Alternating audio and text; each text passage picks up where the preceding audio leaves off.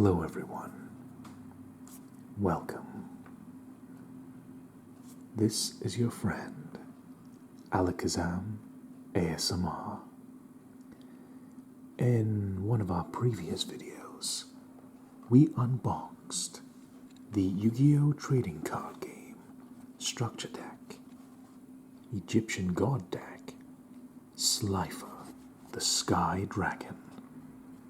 That video is in a playlist for you all to enjoy early on in our content schedule.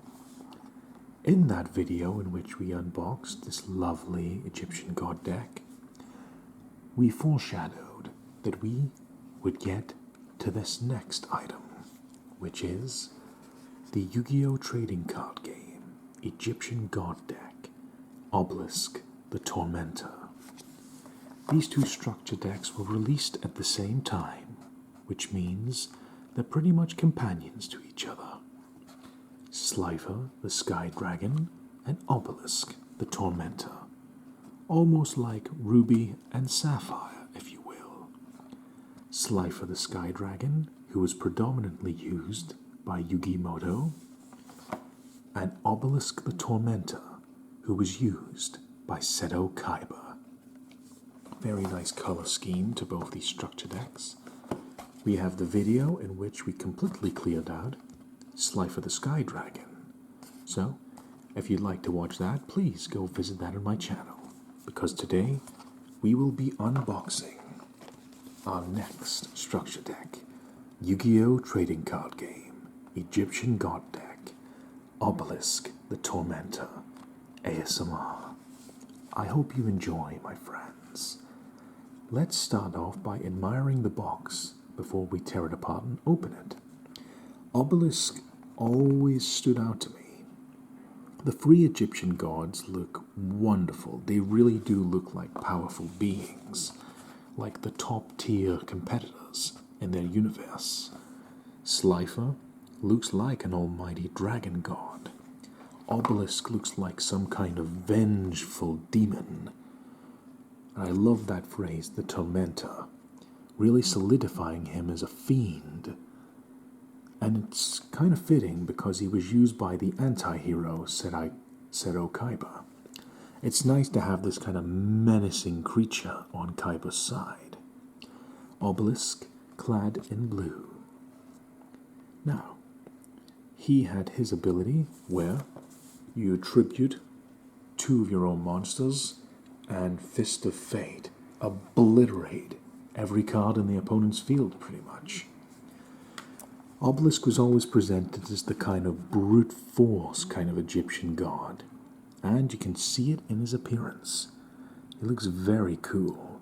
He looks quite similar to Exodia, the Forbidden one of the other more powerful creatures in the lore of Yu-Gi-Oh! Inside this Egyptian god deck, Obelisk the Tormentor, let's read. Obelisk the Tormentor, arise and wreak your ultimate revenge. A quote said by Seto Kaiba. Obelisk the Tormentor, one of the three mighty Egyptian god cards, takes center stage in his very own structure deck. This deck includes the new attack spell card, Fist of Fate, to wipe out your opponent's cards, plus other new cards and clever tricks to summon monsters straight from your hand or deck, and quickly get the free monsters you'll need to summon Obelisk for yourself. There's some of the cards. Another playmat. It's exactly the same as the one we unboxed in the last video. This structure deck includes 32 common cards, 4 super rare cards, 4 ultra rare cards, and 1 double-sided deluxe game mat / dueling guide with tips to execute the perfect strategy. An advertisement for Yu-Gi-Oh! Neuron with a QR code. It's a support app if you'd like to use it for playing the trading card game. Now, let's talk about every card that's included in this structure deck. Monster cards, Obelisk the Tormentor, Angel 01, free copies of Nimble Monga, Bazou the Soul Eater, Cyber Dragon, Hardened Armed Dragon, Super Nimble. That's a silly name. Super Nimble Mega Hamster. Evilswarm Mandragora. 2 copies of Photon Saber Tiger. An Evilswarm Salamandra. 3 copies of Ra's Disciple. An Unmasked Dragon. Merare. Nimble Beaver. Condemned Witch. Gizmek the Festive Fox. How do you say that? Fecundity? Fecundity? Let's go with Fecundity. Gizmek the Festive Fox of Fecundity. Gizmek Makami, the Ferocious Fanged Fortress. That's a really weird mix of monsters. You look at this big, intimidating demon, and you're getting hamsters and flying squirrels, and then you've got that mix with dragons and machines and beavers, because everybody loves a bit of beaver. Anyways, let's have a look. Spell cards. We have Soul Crossing, Fist of Fate, Divine Evolution, Harpy's Feather Duster, Brain Control, Monster Reborn, Different Dimension Capsule, Pot of Avarice, Double Summon, Forbidden Chalice, Forbidden Lance, and Forbidden Dress, as well as Supply Squad and the Monarchs, Stormforth.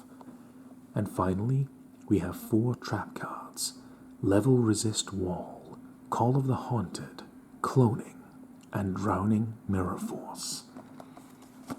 So, whereas with Slifer, we had to concentrate on getting free monsters to summon Slifer and then have as many cards in our hand as possible, this Egyptian god deck, Obelisk the Tormentor, seems like the strategy going forward is quickly gathering the materials to summon him, but also quickly gathering materials to activate his effect and wipe out the opponent's monsters.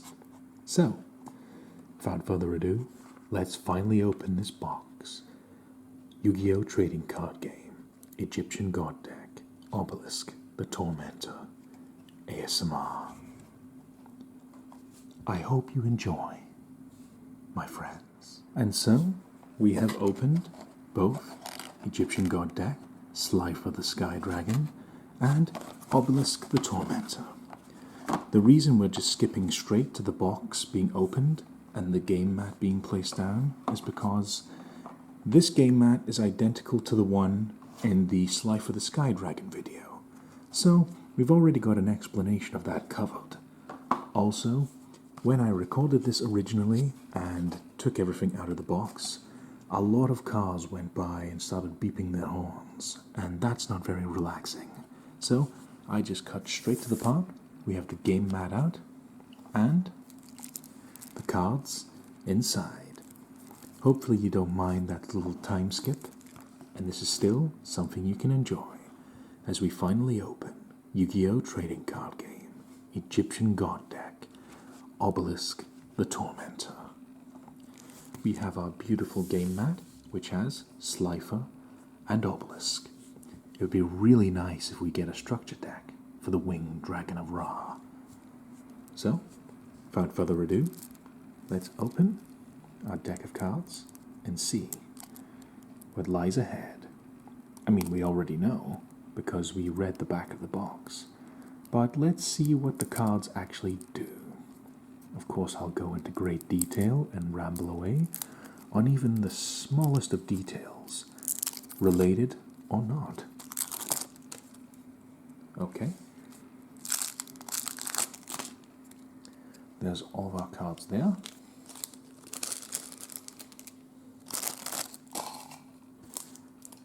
Alright, so, same as the last video, we have 3 cards, promotional cards. 1, Egyptian God Deck, Obelisk the Tormentor. Scan here to learn the basics. An advertisement for Yu-Gi-Oh! King's Court. Okay, in the middle you go. An advertisement for Yu-Gi-Oh! Duel Links. QR code, real-time fast-paced PvP duels. Play as characters from the anime. Collect cards and build your ultimate deck. and voice actors from the animated series. That is Yu-Gi-Oh! Duel Links. And of course, an advertisement for Yu-Gi-Oh! Legacy of the Duelist, Link Evolution. A fun and great little Yu-Gi-Oh! Adventure game you can play that loosely follows the plot from the anime. Maybe I'll film it someday. I've just been incredibly busy, but I really hope I get some time to record this, because I have a lot of fun with it. It's a bit tricky to find the formatting, like how long should a video be? Should I do a season each or a duel each? I'm figuring out the details. But who knows, maybe someday you'll see Yu-Gi-Oh! Legacy of the Duelist, Link Evolution, ASMR. We'll see, my friends. I hope I can pull it off. And of course, the deck. The main reason we're doing this video in the first place. We're going to get to our first card, the namesake of the Egyptian God deck. We're going to start off with the eponymous Egyptian God, Obelisk the Tormentor. A divine beast monster, level 2, 4, 6, 8, 10. I don't understand why they don't make the Egyptian gods level 12. I mean, you might as well max out the stats, right? Still, this is the original artwork of Obelisk the Tormentor. And this guy clearly goes to the gym, because look at how monstrous his arms are. I love this demonic design. He looks very, very cool. Divine Beast with an effect. Obelisk the Tormentor. Requires free tributes to normal summon and cannot be normal set. This card's normal summon cannot be negated. When normal summon, cards and effects cannot be activated. Neither player can target this card with card effects. Once per turn, during the end phase, if this card was special summoned, send it to the graveyard. That's the typical gist of how an Egyptian god works. Can't summon it from the graveyard, can't stop its summon, etc., etc. Here is Obelisk's unique effect. You contribute 2 monsters. Destroy all monsters your opponent controls. This card cannot declare an attack the turn this effect is activated. An attack and defense of 4,000. A monstrous amount of attack points. So, Obelisk is pretty much the brute force of the Egyptian gods. 4,000 attack, and if you tribute 2 cards, you can obliterate the opponent's monsters all at once with his fist of fury. And that is the Egyptian god known as Obelisk the Tormentor. Very cool artwork. And it definitely fits in with Seto Kaiba, who was the character who used him the most in the show. And it suited his attitude, this big brute force monster, and then Kaiba and his sneering attitude. You know, oftentimes he would be like, "Draw your last pathetic card, Yugi." You know, that kind of thing. Yugi. Seto Kaiba's a really interesting character. He's not a nice guy, but he's also kind of a nice guy, but he's not really a nice guy. And he's your typical anime rival slash anti-hero slash villain. He's a really fun character. I love Seto Kaiba. I love his attitude. I love how people have made fun of him for being rich and just being a general kind of douchebag. I love that. He is one of the most popular Yu-Gi-Oh! Characters, and for a reason. And giving him a card like Obelisk the Tormentor really gives him a unique kind of variety. He had his Blue Eyes White Dragons, he had his Vorse Raider, Obelisk the Tormentor, and tons of different kind of cards like the XYZ Dragon Cannon. It really added a lot of variety. His whole deck wasn't just summon a dragon, summon a dragon. You'd think the god they gave him would have been a dragon, but instead they went with Obelisk, which is really cool. I admire that direction they took. So, our next card is going to be the spell card Soul Crossing, which we covered in the previous video. We have Obelisk once again in the artwork. Soul Crossing. During the main phase, immediately after this effect resolves, tribute summon one Divine Beast monster. When you do, you can tribute a monster or monsters your opponent controls, even though you do not control them. But if you tribute summon this way, apply this effect.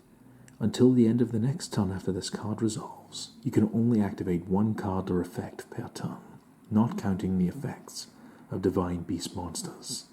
You can only activate one Soul Crossing per turn. So, it's an extra way to get powerful cards like Obelisk the Tormentor onto your field. That is our first support card.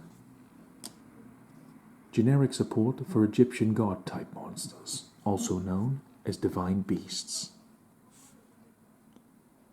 Our next card is the unique spell card, tailor-made for a specific Egyptian god. We have the spell card called Fist of Fate, named after his attack in the anime, and used as the artwork for this Egyptian god deck. Fist of Fate. It's a long card, so bear with me. This card's activation and effect cannot be negated. If you control a monster whose original name is Obelisk the Tormentor, negate the effects of one effect monster your opponent controls, and if you do, destroy it. And if you do that, for the rest of this turn, the effects of that monster are negated, as well as the activated effects and effects in the field of monsters with the same original name.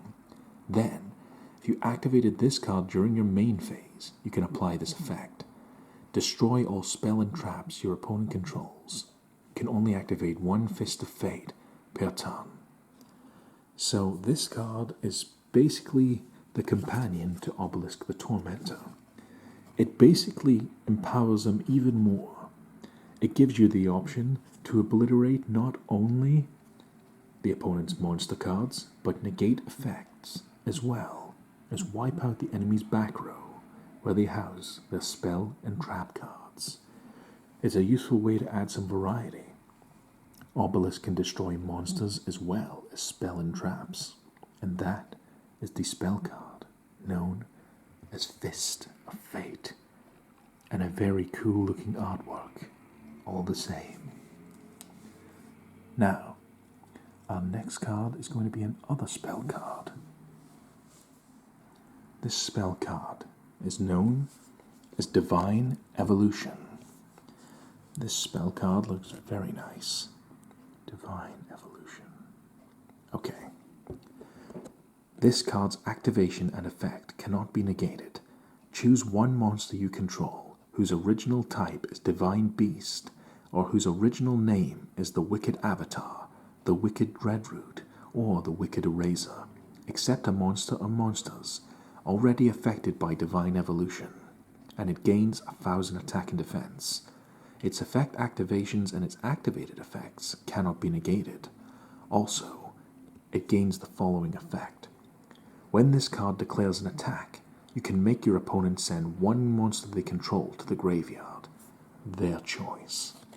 So, this is a card used as generic support for the Egyptian gods or their dark counterparts, the Wicked Avatar, Winged Dragon of Ra, the Wicked Dreadroot, Obelisk the Tormentor, or the Wicked Eraser, Slifer the Sky Dragon. I really hope they expand on the dark god cards. You have the Sacred Beasts, yes, but it'd be really nice to expand proper dark Egyptian god cards. I'd like to see what they would manage to pull off. And that is Divine Evolution, something that can empower something that is already really powerful. One step on the way to making yourself unstoppable.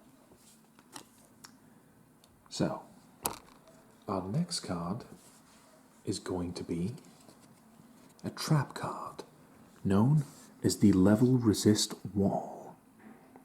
We have a 3-star, a 2-star, 5-star total. Level resist wall. Pretty cool looking. Wait a minute. I think that card on the bottom is supposed to be Battle Steer. I think that card is called Battle Steer. Anyways, if a monster or monsters you control is destroyed by battle or an opponent's card effect, target one of those monsters. Special summon monster or monsters from your deck in defense position so their combined levels equal the level of that monster, but negate their effects. You can only activate one level resist wall per turn. So, if something gets destroyed, you can special summon monsters in defense, so the combined levels equal the level of that monster. So, if something gets destroyed by a level 8 monster, you can summon 2 level 4 monsters to kind of make up for your loss. Or you can special summon enough cards to equal up to 8 for talking's sake.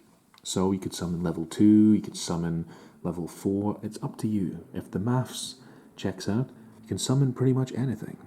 And that's the trap card known as the level resist wall. Pretty useful though. It's a card meant to get a lot of other cards on the field, so you have something to tribute to either summon Obelisk the Tormentor or activate his effect, where he uses the Fist of Fate to obliterate the field. Our next card's going to be an effect card. Excuse me.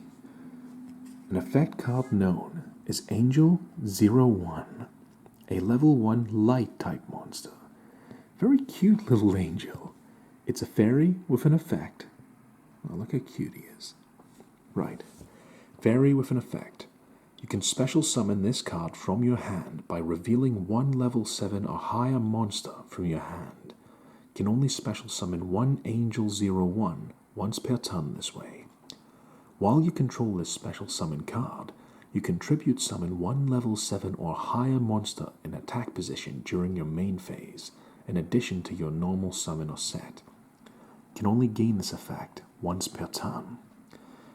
An attack of 200 and a defense of 300. Angel 01's not going to really win in a defensive or offensive situation, but he can place himself on the field really easily, and he allows you to tribute summon something as well as your normal summon. So it's very useful to get yourself out in a pinch, getting card materials out there, summoning something stronger than himself.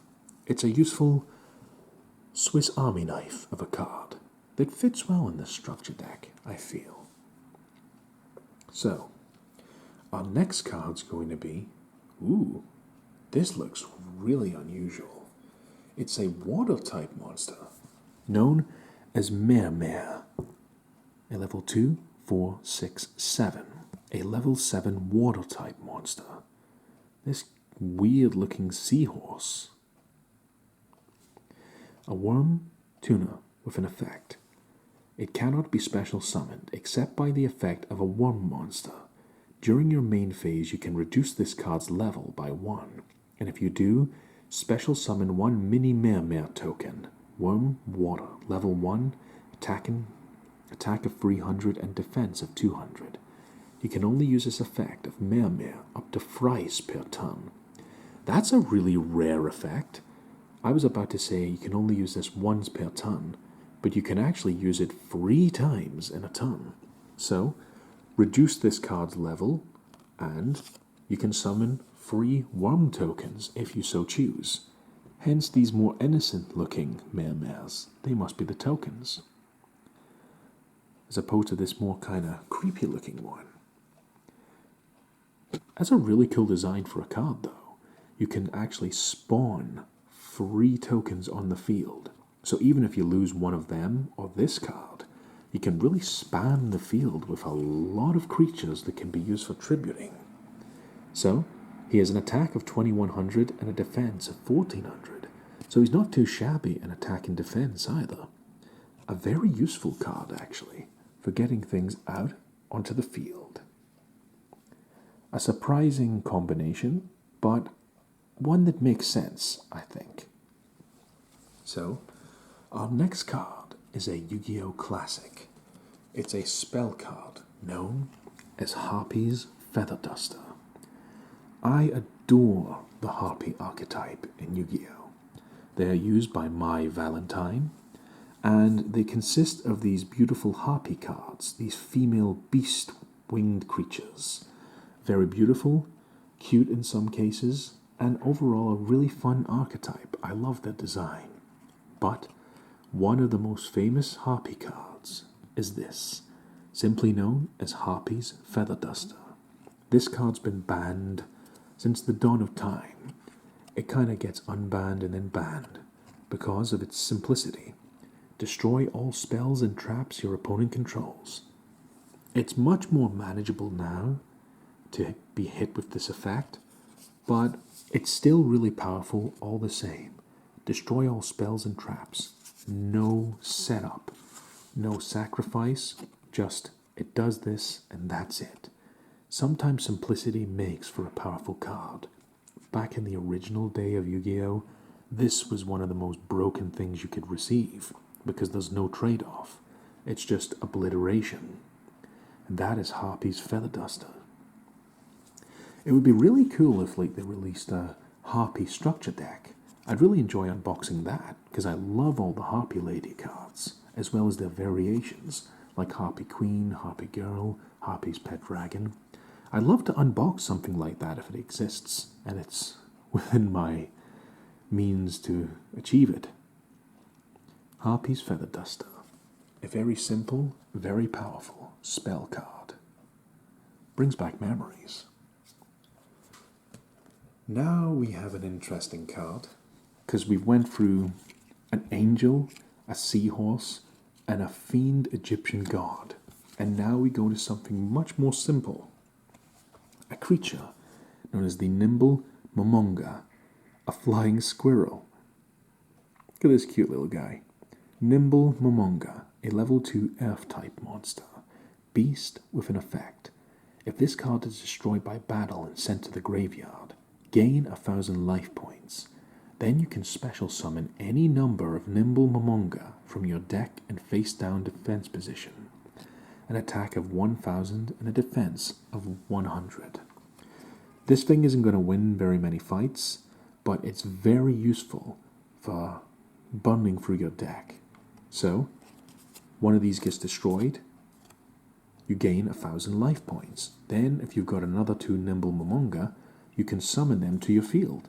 And then when they're destroyed, you gain 1,000 life points each. So if you lose all 3 of these guys, you gain 3,000 life points. Plus, you can mill through your deck, so there's 3 less cards to go through, increasing the chance of finding the cards you're looking for. It's also a great way of getting cards on the field. So say you only had this, it got destroyed. Well, for the next turn, if the opponent hasn't managed to remove them, you have 2 Nimble Monga, so you have 2 tributes ready to summon something, such as Merare or Obelisk if you had a Thud tribute. A card like this can come in really handy, despite how kind of goofy it looks. A flying squirrel works well with this guy. I know, that's the nature of Yu-Gi-Oh! And that was the Nimble Monga. Now for a really weird looking card that's been around for generations. It's a level 4 F-type effect monster known as Bazou the Soul Eater, a level 4. Look at this guy, looks quite sinister. Bazou the Soul Eater. Beast with an effect.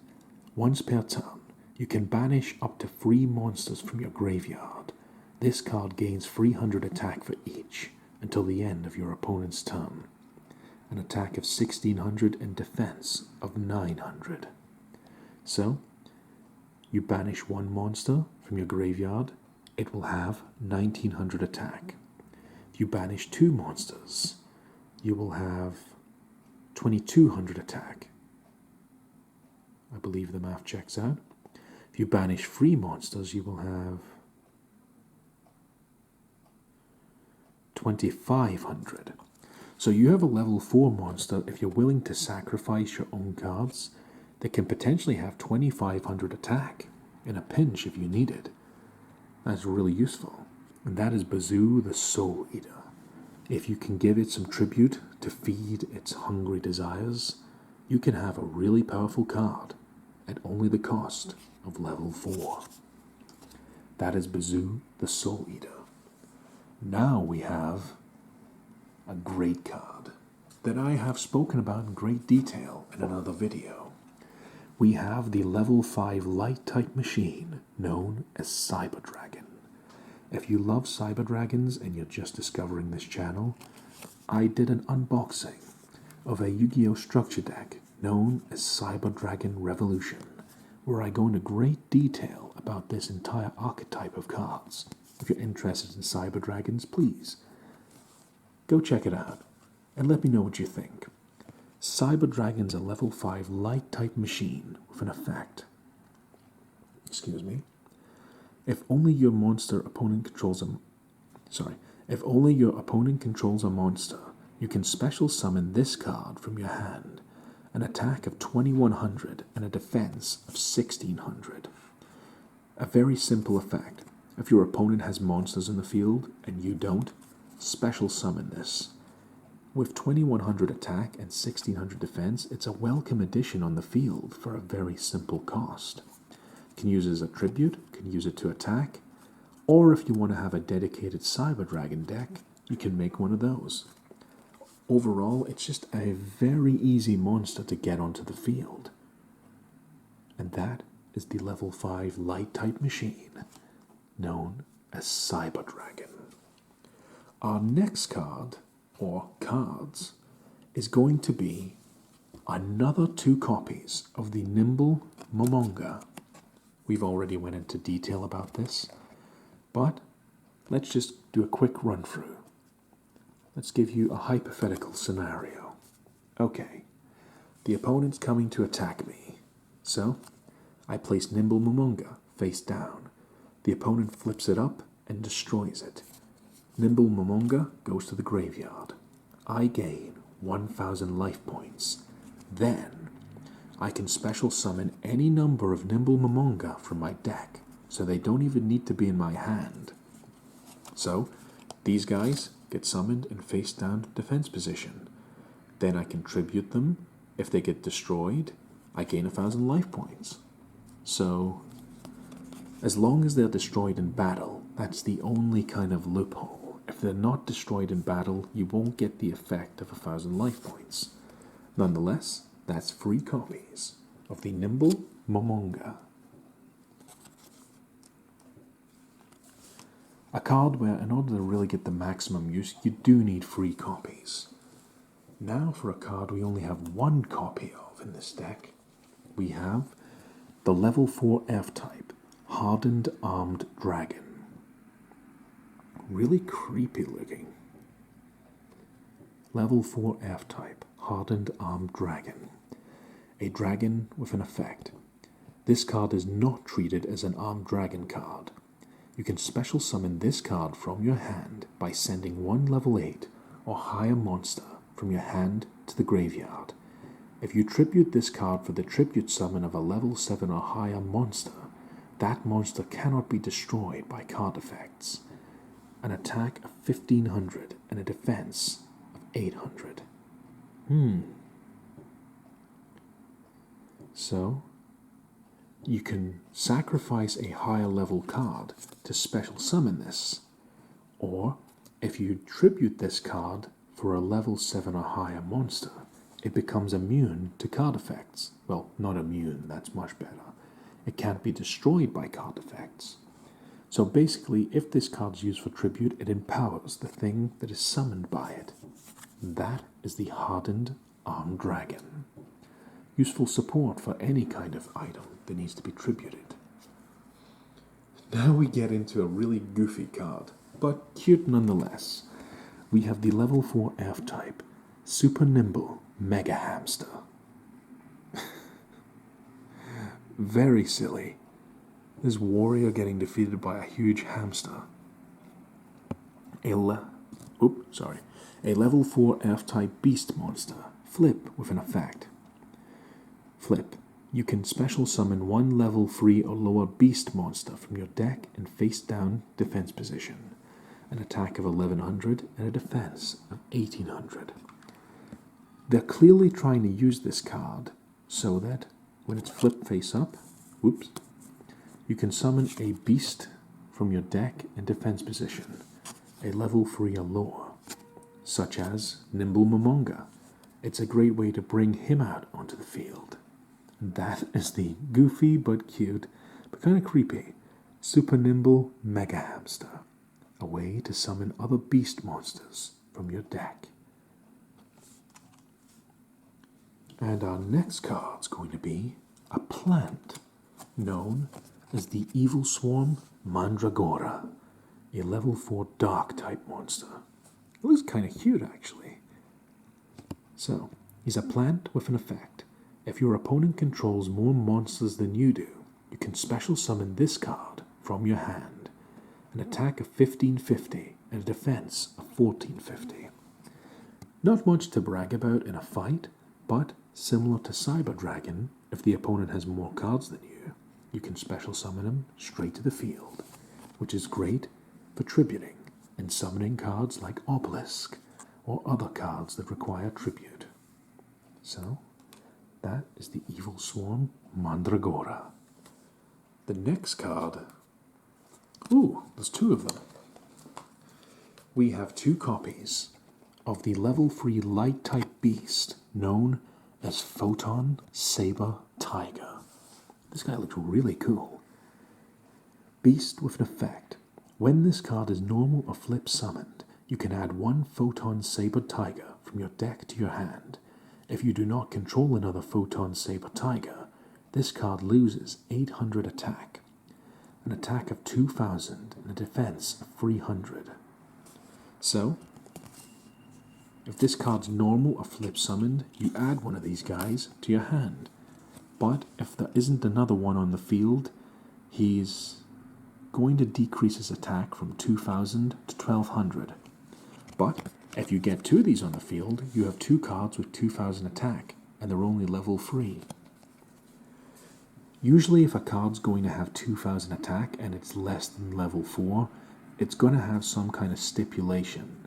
Either it's got an effect that decreases its attack, or it's going to have a really low amount of defense. Usually there's a catch. But Photon Saber Tiger, once again, is a beast-type monster. Level 3 for an effect. Summon this, get one in your hand. Have them both out, you have 4,000 points worth of damage potentially, if you can get them to attack the opponent directly. And that is the Photon Saber Tiger. The next card is going to be another Evilswarm card, known as Evilswarm Salamandra, a level 4 dark type monster. Just like Evilswarm Mandragora, level 4 dark type. Dinosaur with an effect. Up to twice per turn, you can banish one monster from your graveyard. This card gains 300 attack until the end of your opponent's turn. He has an attack of 1850 and a defense of 950. So, you can banish a monster and he will have 2150 attack. Or, you can banish two monsters and have 2350? 21... No, I'm doing the math wrong. So, 1850 plus 300 is 2150. 2150 plus 300 is 2450. That's pretty good, actually. If I'm doing the maths wrong, please let me know, because I sometimes mess up the mathematics on camera because I'm trying to keep it relaxing, so sometimes I'll do it wrong. So correct me if I'm wrong, please. I won't take offense. And thank you for your support, my friends. So you can potentially have a level 4 card with 2450 attack, which is really powerful. But you have to banish two cards to do it. That is the power, potentially, of the Evilswarm Salamandra.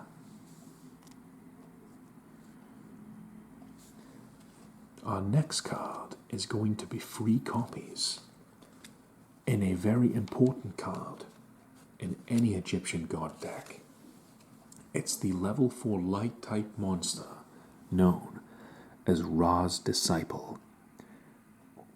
I like how, even though the card's blatantly called Ra's Disciple, he is dressed in a cool outfit that does actually resemble the winged dragon of Ra, this golden phoenix machine bird.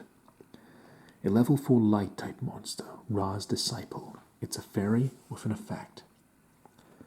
When this card is summoned, you can special summon up to 2 Ra's Disciple from your hand and or deck.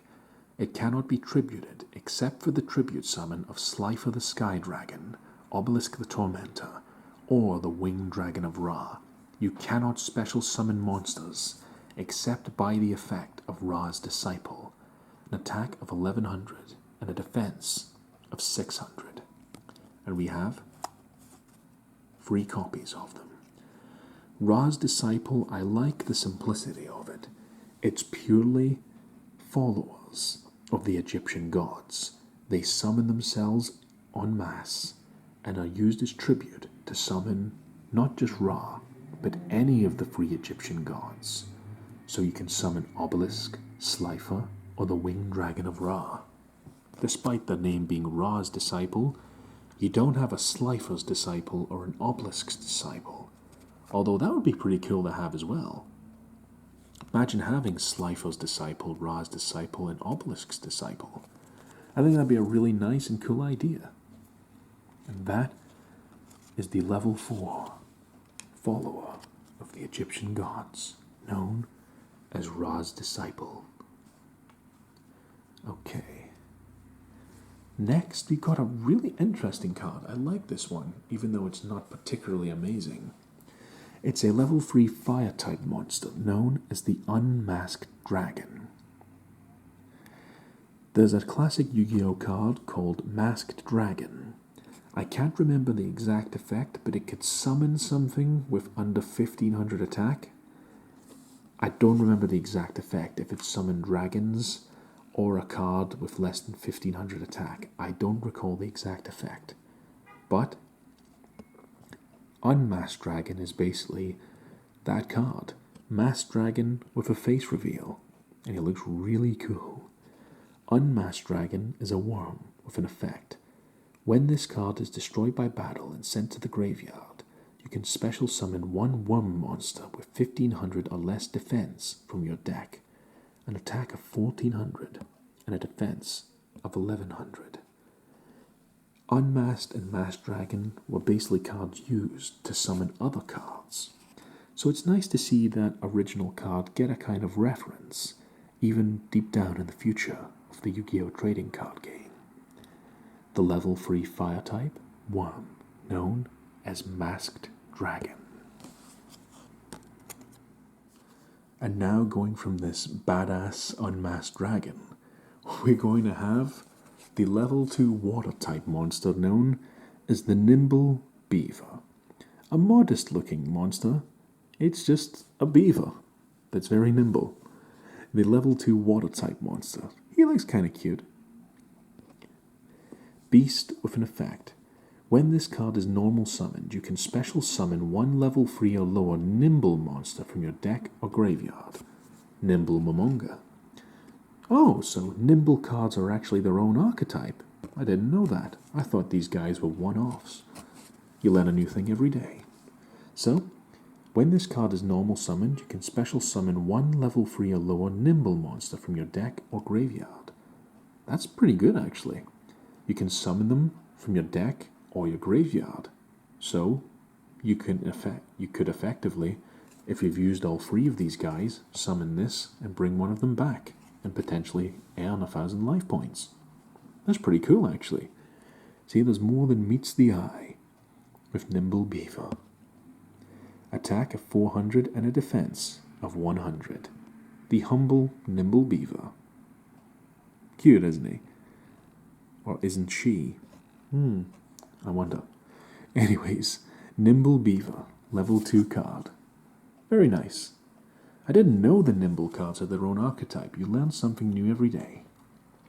Now, our next card, I know this card has a lot of lore behind it, but I don't have it memorized, so I won't get into it. But I love its design nonetheless. We have the level 4 dark type monster, the Condemned Witch. This card has a lot of lore behind it, but I'm not going to try and desecrate the story because I don't remember every detail.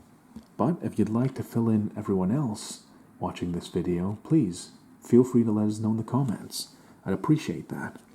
So, the Condemned Witch is a level 4 dark type monster. It's a fairy with an effect. When this card is normal summoned, you can add one forbidden quick play spell from your deck to your hand. During your opponent's main phase, quick effect, you can tribute this card and special summon one level 4 fairy monster from your deck, except Condemned Witch. You can only use each effect of Condemned Witch once per turn. 100 attack and 2000 defense. 2000 defense is really good actually. When this card is normal summoned, you can add a forbidden quick play spell card. So, she's the Condemned Witch, and she can summon forbidden cards.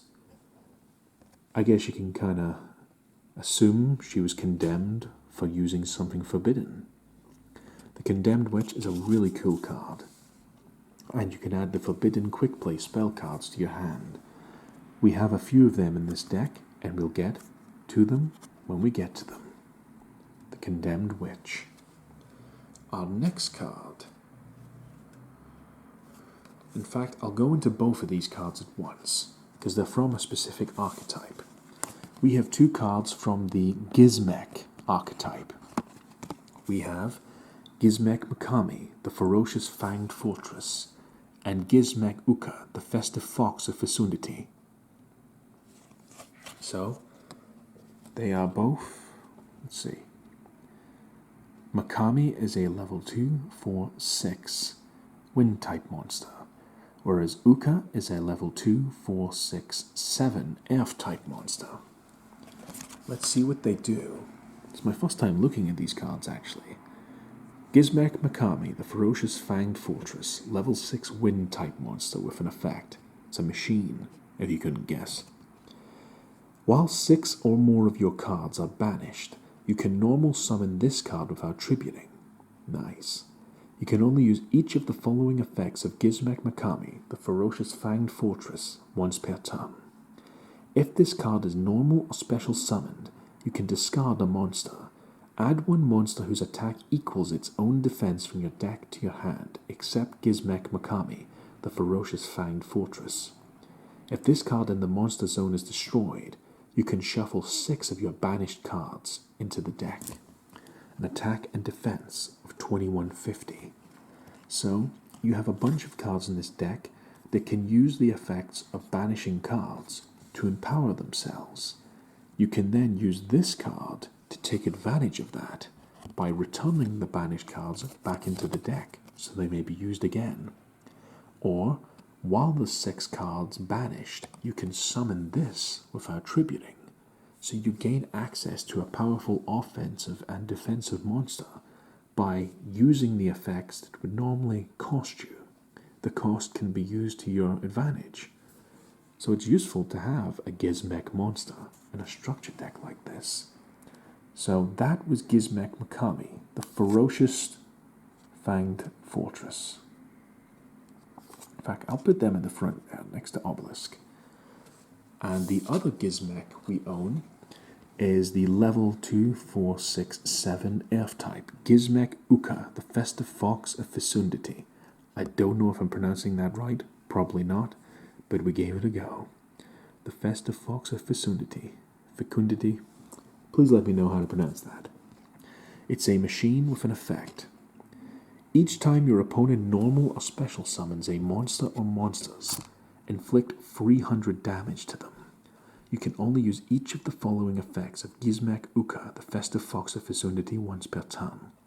Effect 1. If a monster or monsters is special summoned from the main deck except during the damage step, you can special summon this card from your hand. Or, if this card is normal or special summoned, you can target one face-up monster your opponent controls. Special summon one monster from your hand or deck whose attack equals its own defense, with the same attribute as that monster. Attack and defense of 2250. This is another Gizmek that can take advantage of normal and special summoning to create advantageous situations for yourself.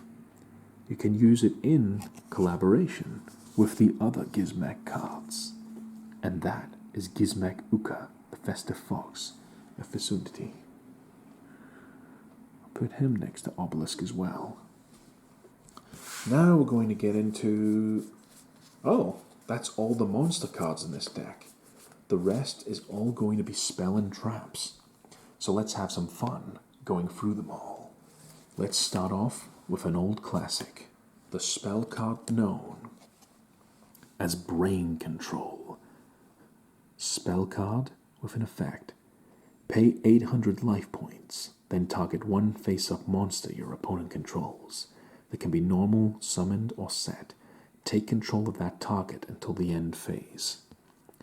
A card that was frequently banned, 800 life points to control a monster for a turn, is incredibly powerful, because you can just steal one of your opponent's monsters and tribute it before they have a chance to get it back. 800 life points, nothing in terms of cost. So you can see why a lot of people like the card, Brain Control. It was used quite a lot in the anime as well, as a useful way to turn the tide of a battle. Brain Control, which is our first spell card. Our next spell card is a classic. Monster Reborn. Very simple card. Target one monster in either graveyard. Special summon it. Very useful, very powerful. I feel like in Yu-Gi-Oh! This is the kind of card that should be in everyone's deck.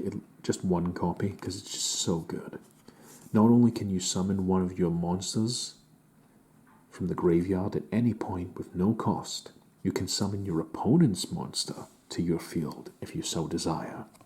And that's the beauty and the simplicity of Monster Reborn. I went into this card enough in the past, but it's because it's just that good.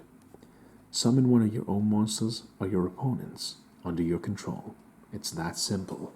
That is the classic card, Monster Reborn. The next card is a card I used quite a bit when I was a kid, because it's been around for so long. It's the spell known as Different Dimension Capsule. Banish one card from your deck, face down. After this card's activation, it remains in the field. After this card's activation, it remains in the field. Destroy this card during your second standby phase after activating this card. And if you do, add the banished card to the hand. So, this was a really good early way in Yu-Gi-Oh! Of getting something you wanted to your hand. Okay, let's say for talking's sake, I have my hand, and I don't have Obelisk the Tormentor, but I really want him. If you're willing to pose a risk to his safety, you can summon Different Dimension Capsule, banish Obelisk, and then 2 turns later, if this card isn't destroyed, it destroys itself, and you get Obelisk added to your hand. It's a kind of balancing act. You get to add anything you want to your hand, if no one destroys it before this thing destroys itself. So it's a really good and fun way of getting the cards you want into your hand. I used it a lot as a kid. And that is Different Dimension Capsule. Our next card is the spell card, known as Pot of Avarice. This really cool design. It's a classic card and used in a lot of decks. Target 5 monsters in your graveyard. Shuffle all 5 into the deck, then draw 2 cards. Unlike the classic Pot of Greed that simply lets you draw 2 cards, this card has a cost. You need 5 monsters in your graveyard. Shuffle them back into the deck, and then draw 2 cards. That can be useful though if you're going through a lot of monsters. Nimble Monga takes up 3 cards, and then any other 2 monsters. By simply shuffling those 5 back into the deck, you get 2 cards to draw, which can be really useful and help you find the card that can help you win the day. Our next card is a very simple spell card known as Double Summon.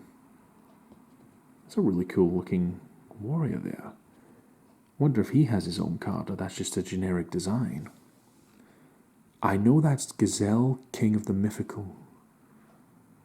Gazelle? What was his full name? Gazelle the Mythical Beast. I forget exactly. But he was a card used by Yugi. I'm sure that's Gazelle. I don't know about that guy, though. If anyone knows his identity, please let me know. You can conduct 2 normal summons or sets this turn, not just 1. Very useful for getting 2 cards out in the field instead of 1. Very simple. And that is the effect of Double Summon. Now, I'm going to reveal these next 3 cards at the same time, because they are all involved with our friend, the Condemned Witch. We have 3 forbidden cards. The first being the Forbidden Chalice, the Forbidden Lance, and the Forbidden Dress. So, the Forbidden Chalice is a spell card. Target 1 face-up monster in the field. Until the end of this turn, the card gains 400 attack, but its effects are negated. So, if you depower your own card... Okay, it gains 400 attack, but its effects are negated. To some cards, that's a good thing, getting 400 attack for negating its effects. Some cards have detrimental effects, so negating them might actually be a good thing. Next, you have the Forbidden Lance. Let's see what that does. The Forbidden Lance. Target 1 face-up monster in the field. Until the end of this turn, that target loses 800 attack, but it is unaffected by the effects of other spells and traps. So, by depowering your monster, it's unaffected by spell and traps. A powerful equip spell. And our final forbidden card is the Forbidden Dress. Very beautiful looking. Forbidden Dress. Target 1 face-up monster in the field. Until the end of this turn, that target loses 600 attack, but it cannot be targeted or destroyed by other card effects. So, you have protection from the card's own effects, spell and traps, or being destroyed by other card effects. You have a way of equipping up to 3 different cards with different protective measures to keep them on the field, which is very useful, I believe. 3 forbidden cards, which you can find a lot easier thanks to the Condemned Witch. We're drawing close to the end of this video, but I'm really enjoying this Obelisk structure deck, and I hope you are too. So, our next card is the comedic spell card known as Supply Squad. You have the Goblin Attack Force, who are usually used as the butt of jokes and a lot of card artwork, getting yelled at from the elite Goblin Attack Force. I love the comedy used in these cards. These guys always make a mess of things. So, Supply Squad, spell card with an effect. Once per turn, if a monster or monsters you control is destroyed by battle or card effect, draw a card. Very nice. So, if a monster you control is destroyed by battle or card effect, you get a card back. It's as simple as that. You lose something, you get something back. Supply Squad. A simple card for getting more cards into your possession. The next card is our final spell card for this video. And it is the spell card known as the Monarchs Stormforth. Once during this turn, if you would tribute a monster for a tribute summon, you can tribute 1 monster your opponent controls even though you do not control it. You can only activate 1 the Monarchs Stormforth per turn. During the turn you activate this card, you cannot special summon monsters from the extra deck. this card is part of the Monarch archetype, which is very much built on tribute summoning. If you lock out the extra deck, it keeps things balanced. If you were able to use this and summon extra deck monsters, it would completely obliterate the balance of the game. So a card like this is very good if you just want to tribute something. Tribute summon something. There we go. We have a card like the Monarchs Stormforth to help you out in your tribute summon related adventures. Our final 3 cards are trap cards. So, our first trap card is going to be a classic known as Call of the Haunted, a continuous trap card. Activate this card by targeting one monster in your graveyard. Special summon that target in attack position. When this card leaves the field, destroy that monster. When that monster is destroyed, destroy this card. So it's like a monster reborn with a trick. It's a trap, meaning you have to wait to activate it, and you must summon the monster in attack position. Also, when this card's monster is destroyed, this card is destroyed. So it's like a slower monster reborn, so it's a hell of a lot more balanced. Next card's going to be the trap card known as Cloning. Very cool design. Cloning. When your opponent normal or flip summons a monster that has a level, target one face-up... Oops, sorry. Let me try that again. When your opponent normal or flip summons a monster that has a level, target that face-up monster. Special summon one clone token with the same original type, attribute, level, attack, and defense as that target. When that target is destroyed and sent to the graveyard, destroy this token. It's quite literally cloning. You target something on the field and basically copy a token with the exact same attack, defense, and level. And we are on our final card in this Yu-Gi-Oh! Egyptian God deck, Obelisk the Tormentor, ASMR video. Our final trap card is the trap known as Drowning Mirror Force. When an opponent's monster declares a direct attack, shuffle all your opponent's attack position monsters into the deck. Drowning Mirror Force can be devastating if it's played right, because in some cases, an opponent might actually be okay with their cards being destroyed, as they can activate things from the graveyard to make things easier. But if a card's shuffled into the deck, some people just don't have a reply to that kind of outmaneuver. So something like Drowning Mirror Force can completely obliterate the opponent from play. And so, that is every single card in Yu-Gi-Oh! Trading Card Game, Egyptian God Deck, Obelisk the Tormentor. That is us now covered 2 Egyptian God decks, 2 structure decks, Ruby, Sapphire, Slifer, Obelisk.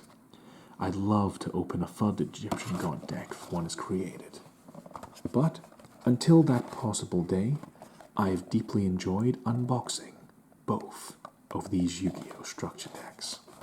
And I hope that you have enjoyed... Drop the box. I hope you have enjoyed these videos. Even though I ramble away, I drop things, I mispronounce stuff, I might get the details wrong, but I'm trying. I just hope these videos bring a smile to your face. They help you relax, and they bring something positive to your life. Now we draw to the end of our video. I'd like to thank every single one of you for your continued support over the years. Thank you from the bottom of my heart, my friends. If you're a fan of Yu-Gi-Oh! Content, feel free to go onto my YouTube channel and check out the playlists. I, as of this moment recording, should have at least 20 Yu-Gi-Oh! Videos, all in a single playlist for you to enjoy. I'm quite surprised I've made 20. Let's see how far we can go with Yu-Gi-Oh content and see what the future holds for us together as pals. Until then, this has been your friend, AlakazamASMR, and I hope you, no matter who you are or where you are, you have a wonderful time. Alright, my friends, I'll have more content ready for you to enjoy in the future. So, beep beep, we'll see you all soon.